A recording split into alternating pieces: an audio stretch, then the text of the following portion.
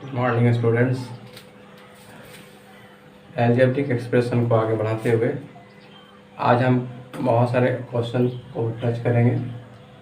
इसमें एडिशन का एक आध क्वेश्चन लिया है, सब्ट्रैक्शन का ज़्यादा क्वेश्चन इसमें है, तो चाहते हैं।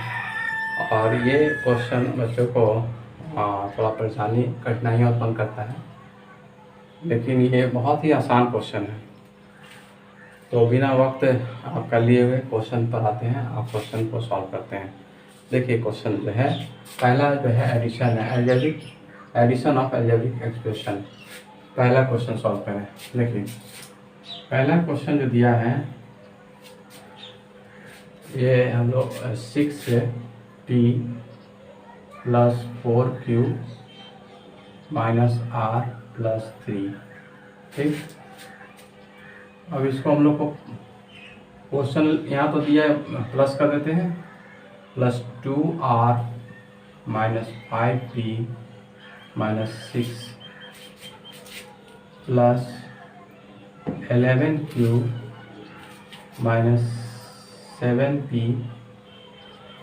+ 2r - 1 and +2q - 3r + 4। ये आपका क्वेश्चन है, लेकिन प्लस का निशान हम लोग लगा दिए इसमें, क्योंकि ये हॉरिजॉन्टल हम सॉल्व कर रहे हैं और इसको आप हॉरिजॉन्टल हम सॉल्व करते हैं इसको, तो हॉरिजॉन्टल मेथड में ये है। तो इसको हम लोग सबसे पहला काम क्या करेंगे कि इसका जो लाइक टर्म है उसको एक जगह कर लेते हैं। तो यहाँ देखिए 6p, यहाँ पे लाइक टर्म है तो 6p प्लस का है तो 6p लिख लेंगे। अब इसमें देखेंगे, यहाँ देखिए माइनस का 5p है, माइनस का 5p। फिर आगे देखते हैं, यहाँ देखिए माइनस का 7p है, माइनस का 7p लिख लेते हैं। और फिर आगे कहीं पर p का कोई पोर्शन नहीं है। अब देखिए यहाँ पे q के पोर्शन को 4 लाइक टर्म को हम लोग इकट्ठा कर रहे हैं, 4q। अब q का पार्ट देखिए यहाँ पे, यहाँ देखिए 11q है, प्लस का 11q, और इसके बाद प्लस का 2q है, प्लस का 2q को भी जाएंगे यहीं पर। अब देखिए यहाँ पे ये लगता है कंप्लीट हो गया इसका q का जो लाइक टर्म था। अब माइनस r, और r देखेंगे प्लस का है 2r, तो प्लस का 2r लिख लेते हैं। और फिर कहीं और देखते हैं, यहाँ देखिए प्लस का 2r यहाँ भी है। बस इसको ग्रुपिंग करना है और आंसर आ जाएगा आपका। जो कुछ टाइम लगता है ग्रुप करने में, ये देखिए 3r है, तो इस तरह से 3r हो गया। हाँ, अब देखिए कांस्टेंट टर्म जो है यहाँ पे दिया हुआ है 3, तो 3 को कांस्टेंट टर्म को लिख लेते हैं। ये कांस्टेंट टर्म यहाँ पे देखिए -6 है, फिर यहाँ देखिए -1 है कांस्टेंट टर्म, और प्लस का 4 है। अगर आप ग्रुपिंग सही कर लिए तो आपका आंसर तुरंत ही आ जाएगा।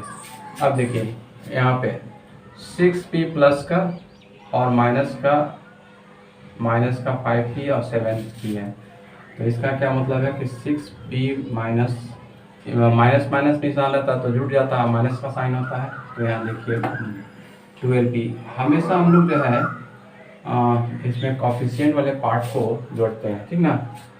अब देखिए यहाँ पे प्लस का जाएगा 4 और 11, सिर्फ कॉफिशिएंट जोड़ेंगे, 4 11 15 15 2 17, 17 का क्यूब, ये तो मिल गया। अच्छा यहाँ देखिए, यहाँ पर जो है माइनस का r है और माइनस का यहाँ 3r है, तो यहाँ पर माइनस का 4r हो जाएगा। और यहाँ देखिए प्लस का 2r और प्लस का 2r, तो प्लस का 2r यहाँ कर देते हैं, 4r हो जाएगा, प्लस 2r 4r हो जाएगा, 4r।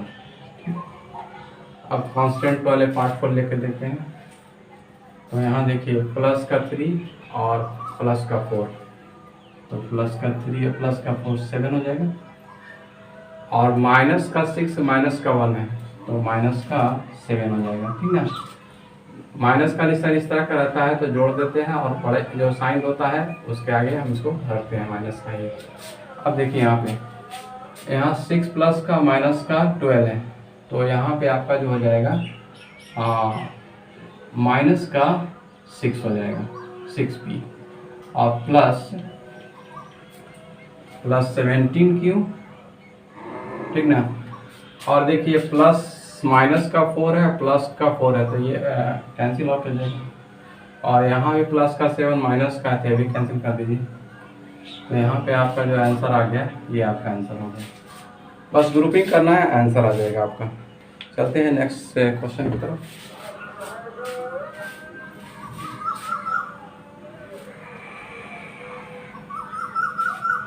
सब्सट्रैक्शन देखते हैं। देखिए कह रहा है कि ये क्वेश्चन दिया हुआ है और इसमें से इसको घटाने के लिए कह रहा है, तो इसको हम लोग घटा देते हैं आसानी से। तो देखिए 4p प्लस में 5q स्क्वायर माइनस का 6r स्क्वायर प्लस 7 है, और इस कह रहा है कि from 3p square minus 4q square minus 5r square minus का 6 है। इसका मतलब है कि इसमें से इसको घटाना है, ठीक है। तो हम लोग इसको घटा लेते हैं, कॉलम विधि से भी कर सकते हैं, तो कॉलम विधि से करके देखते हैं।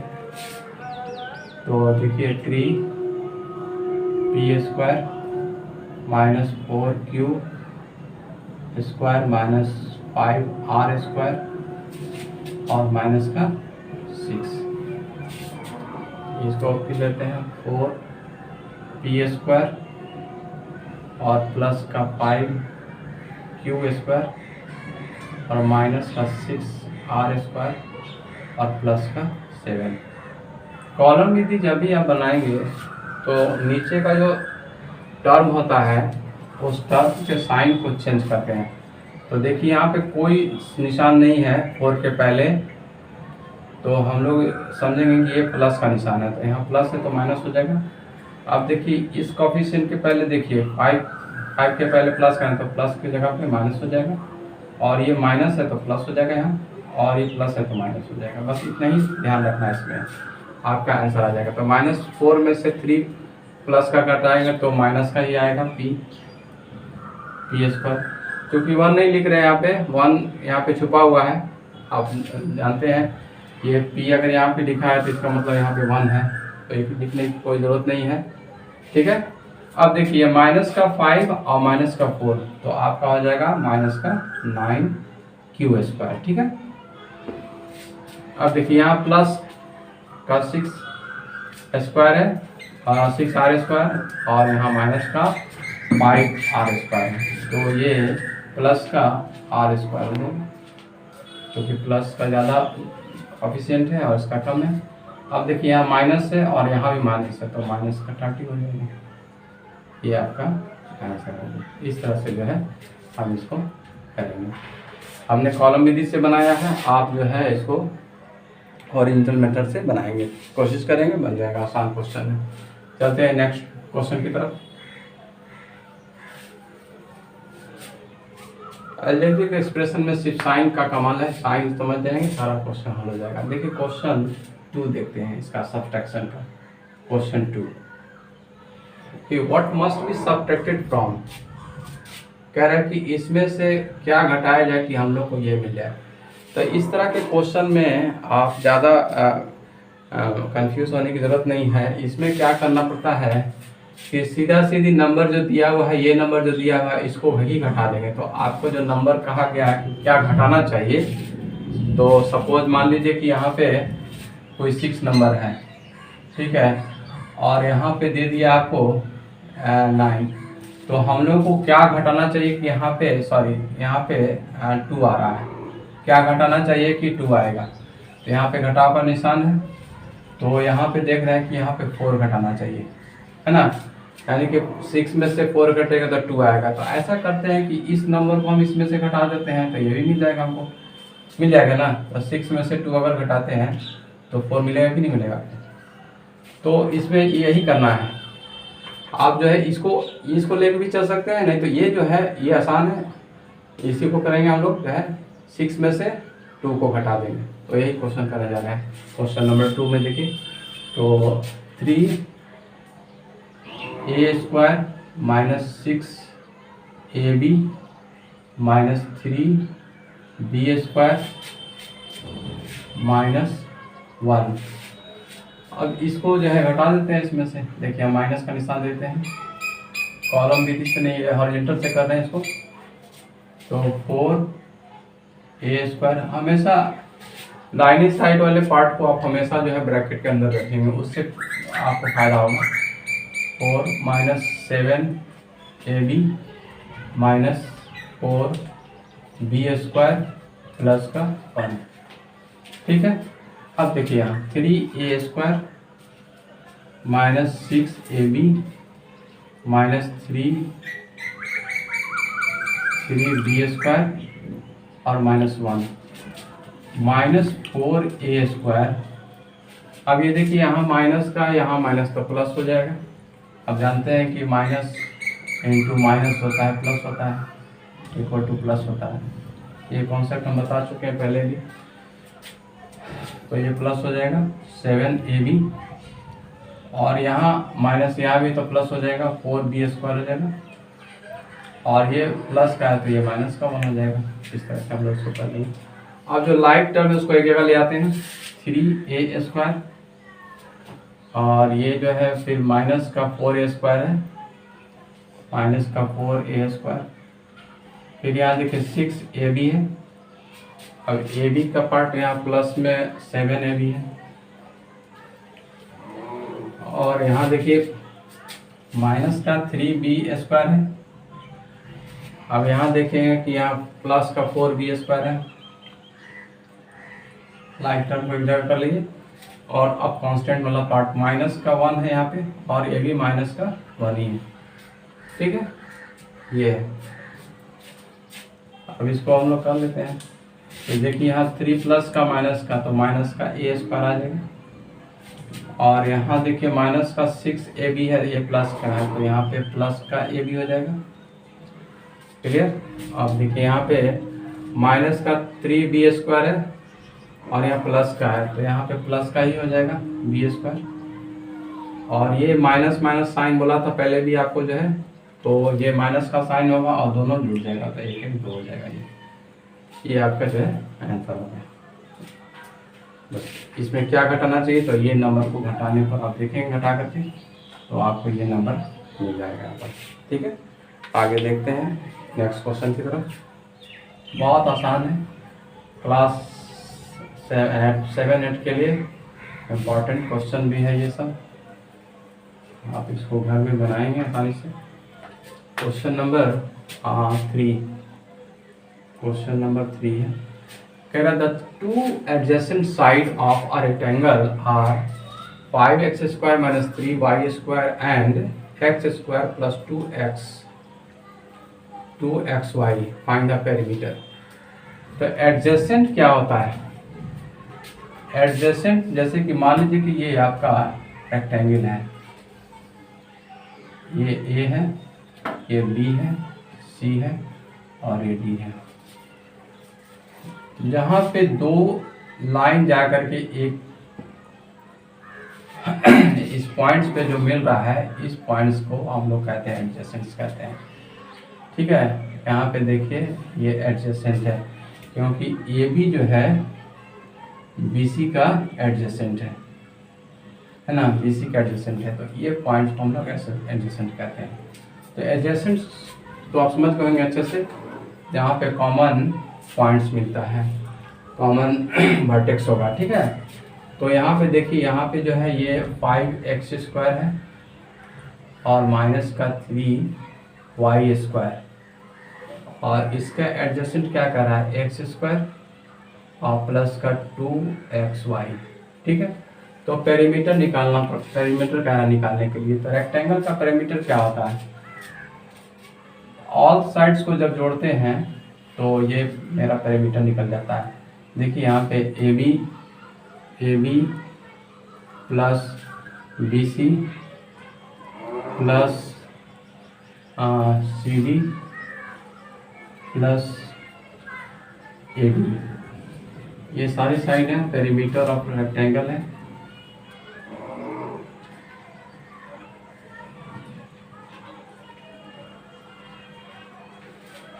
तो आप देखिए, अगर इस चीज़ को हम यहाँ पे ऐसे लिखें, ये रेक्टेंगल है, इसको हम लोग ए मान लेते हैं और ये बी मान लेते हैं, तो ये भी ये होगा और ये भी होगा, क्योंकि आमने सामने का जो साइड्स होता है बराबर होता है।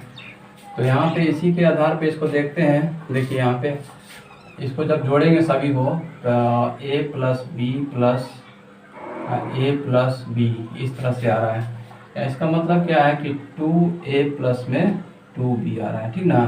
तो यहाँ पे कॉमन ले लेते हैं 2, तो 2 ले लेंगे तो आपको क्या बच जाएगा, a plus B.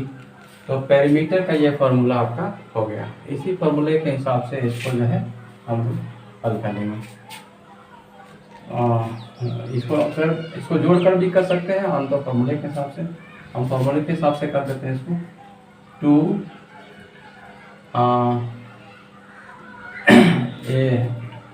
2 length plus में पाई, इस तरह से हम लोग करते हैं। ग्रेड भी कर सकते हैं, वाइड भी कर सकते हैं, तो कोई बात नहीं छोड़ना उससे। तो 2 लेंथ मेरा कितना है 5x² और माइनस का 3y², और ये प्लस का चौड़ाई इसकी है x² और प्लस का 2xy, ठीक। अब इसके अंदर के पार्ट को देख लेते हैं कि कौन जो है इसका ये ग्रुप का है। देखिए ये x² 5x², यहाँ है 5x², तो यहाँ पे 6x² हो जाएगा। और ये दोनों फिगर जो है दोनों अनलाइक टर्म है, तो बस जैसे है वैसे लिख लेंगे अनलाइक टर्म को, y² और प्लस में 2xy। अब ये नंबर सभी नंबर को बाहर वाले 2 से मल्टीप्लाई कर देते हैं, तो ये हो जाएगा आपका 6 दूना 12x² माइनस हो जाएगा 3 दूना 6y² और प्लस में 2 दूना 4xy। यही इसका पैरामीटर आ जाएगा। हम समझते हैं कि इसको आप अच्छे तरीके से समझ गए होंगे। नेक्स्ट क्वेश्चन की तरफ चलते हैं। Question number 4 and last, very important question है। आप इसको अच्छे तरीके से समझेंगे और बनाएंगे तो बहुत आसान चैप्टर है क्लास 8 के लिए। क्वेश्चन नंबर 4,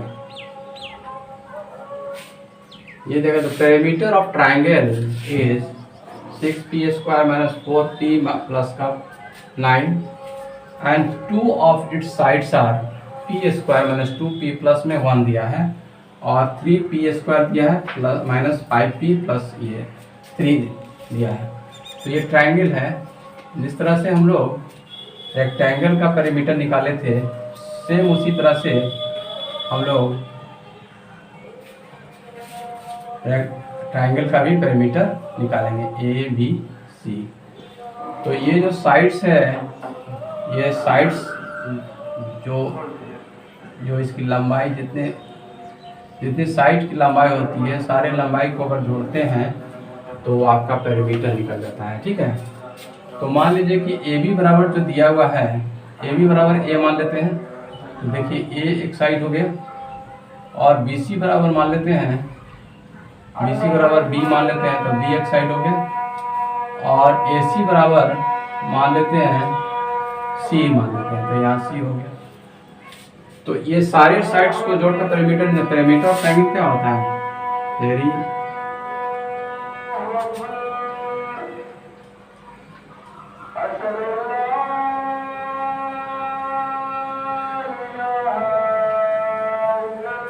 ट्रायंगल बना हुआ होता है sum of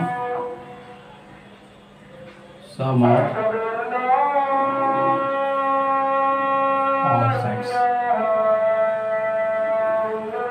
some of all sides. तो ऑल साइड्स को जोड़ेंगे तो यहाँ पे देखिए A plus B plus C, ठीक ना। तो सपोज ये तो कोई क्लियर नहीं दिया है कि कोई साइड्स को करना है, तो इसका पेरीमीटर दिया हुआ है यहाँ पे, पेरीमीटर ऑफ ट्राइंगल दिया हुआ है। तो यहाँ पे देखिए 6p² माइनस 4p प्लस का 9 दिया हुआ है, इसका पेरीमीटर दिया हुआ है। हम कोई भी साइड रख लेते हैं, a बराबर मान लेते हैं 5x² मान लेते हैं, 5x² माइनस 3y² ये मान लिए इसको, और दूसरा b वाला मान लेते हैं, b की जो साइड दी हुई है x² मान लेते हैं। तो थर्ड साइड मेरा आसानी से निकल जाएगा xy, ठीक है। तो आप देखिए a बराबर क्या है 5x² माइनस 3y² और ये प्लस का निशान देखिए, ये देखिए x² और प्लस 2xy, ठीक। इस तरह से हम इसको, अब देखिए जो लाइक टर्म उसको लाइक को जोड़ लेते हैं, तो x² ये या 5x² 6x² हो जाएगा, 6x² हो जाएगा, और ये हो जाएगा आपका कोई और नहीं रहा है, लेकिन तो अनलाइक टर्म है 3y² और प्लस का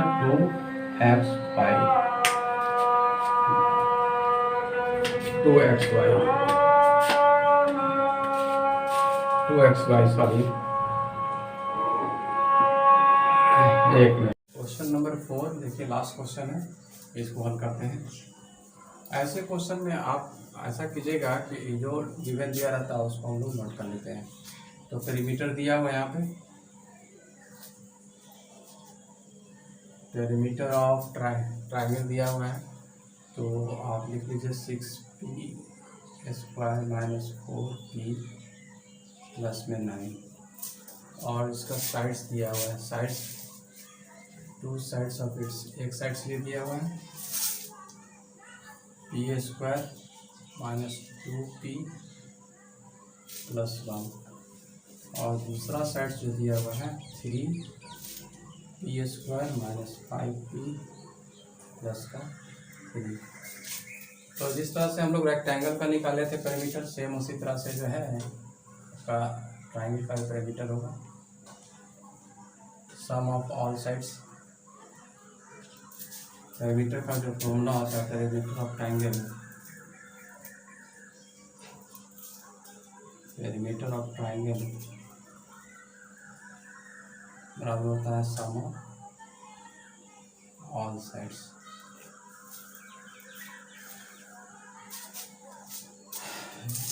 ए बी एक साइड से, इसको हम ए मान लेते हैं, और बी सी एक साइड से, इसको बी मान लीजिए, और ए सी एक साइड से, इसको आप सी मान लेते हैं, सी।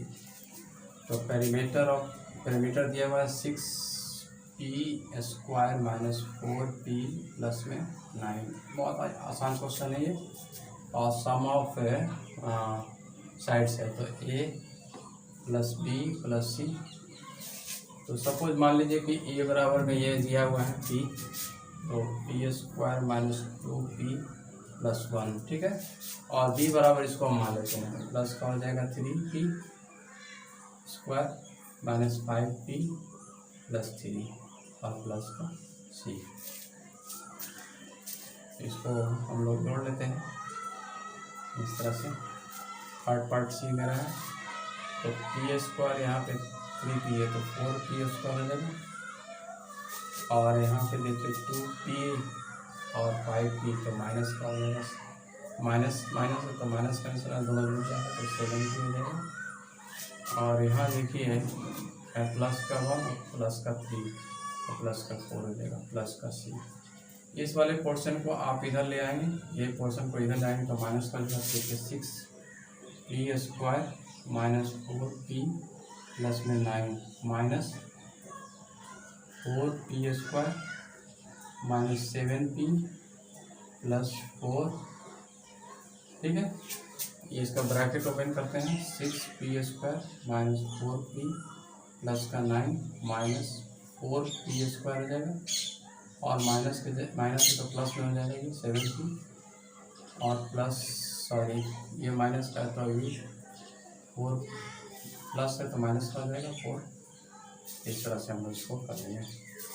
अब देखिए 6 में से 4 घटेगा तो 2p बच जाएगा, और ये जो है 4p है और यहाँ पे 7p है, तो 7 प्लस का माइनस का ही है, तो ये प्लस का 3p हो जाएगा। और यहाँ देखिए प्लस का 9 6p 4p square plus 7p minus, ठीक है 6p p square 4p square, यहाँ पे खुल गया था, तो 2p स्क्वायर हो जाएगा यहाँ। और यहाँ देखिए ये हो जाएगा आपका 7 में से 3 घटेगा तो 7 में से 4 का 3p हो जाएगा प्लस का, और ये प्लस का 9 है तो माइनस 4 है, तो यहाँ पर हो जाएगा प्लस का 5। ये आपका पेरीमीटर का थर्ड साइड ऑफ ट्रायंगल निकल गई है, थर्ड साइड ऑफ